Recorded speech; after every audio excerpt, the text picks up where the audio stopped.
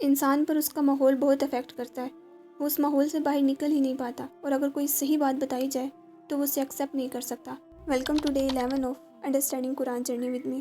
وہ لوگ جنہوں نے کفر کیا، برابر ہے کہ آپ انہیں ڈرائیں یا نہ ڈرائیں، وہ ایمان نہیں لائیں گے. اہل ایمان کے ذکر کے بعد قرآن مجید میں اہل کفر کا ذکر ہوا ہے. کفر کا لفظی معنی ہوتا ہے کسی چیز کو چھپانا، ڈھانپنا. اب لاسٹ آیت میں ہم نے پڑھا تھا فلاح کا لفظ کسان کے لیے استعمال ہوتا ہے جب وہ فصل کاٹ کر کامیاب ہوتا ہے، اور یہاں پر عربی میں کافر کا لفظ بھی کسان کے لیے استعمال ہوتا ہے جب وہ زمین میں دانے کو چھپا دیتا ہے، یعنی بیج کو بو دیتا ہے. کفر کرنے والا وہ ہے جو اندر ہی اندر جانتا ہو کہ حق ہے یہ بات اور وہ اسے چھپا دے اور کہے کہ میں اسے نہیں مانوں گا. اسے کہتے ہیں کافر. ہمارے کلچر میں مسلمان اور کافر کو الگ الگ کہا جاتا ہے، یعنی جو مسلمان نہیں ہے وہ کافر ہے، جبکہ ہمیں نہیں پتہ کہ نون مسلمز تک اللہ کا پیغام پہنچا ہے.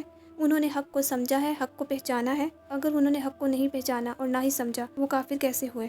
کافر کا لفظ تو اس کے لیے استعمال ہوتا ہے جو حق کو جان کر، سمجھ کر، پہچان کر اس کے بعد ایکسیپٹ نہ کرے، جو کفر پر اڑ جائے. ایک تو وہ ہیں جو سمجھنے پر سمجھ جاتے ہیں، لیکن ایک وہ ہے جو حق کو سمجھنے کے بعد کفر پر اڑ جائیں، ضد کی وجہ سے، تکبر کی وجہ سے، حسد کی وجہ سے. ابو جہل کی مثال.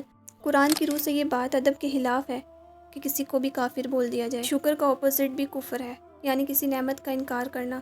انذرتہم ہوتا ہے کسی کو خبردار کرنا، کسی کو برے نتیجے سے آگاہ کرنا، شفقت کے ساتھ ڈرانا جس میں اسی کا فائدہ ہو. اس آیت میں کہا جا رہا ہے کہ they will not accept the truth whether warned or not. چاہے آپ انہیں شفقت سے سمجھائیں یا جیسے بھی، یہ نہیں سمجھیں گے اور یہ ایمان نہیں لائیں گے. اب ایسا کیوں ہے کہ یہ لوگ سنتے نہیں ہیں؟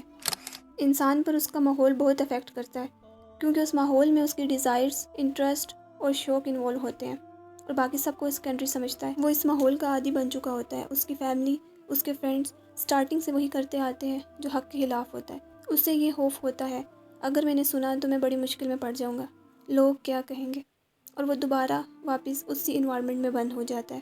اب جو شخص اللہ کے دیے ہوئے کان، آنکھ اور دل سے یہ سلوک کرے تو پھر اسے ہدایت نہیں ملتی. ایسے لوگوں کا انجام کیا ہوتا ہے نیکسٹ آیت میں پڑھیں گے.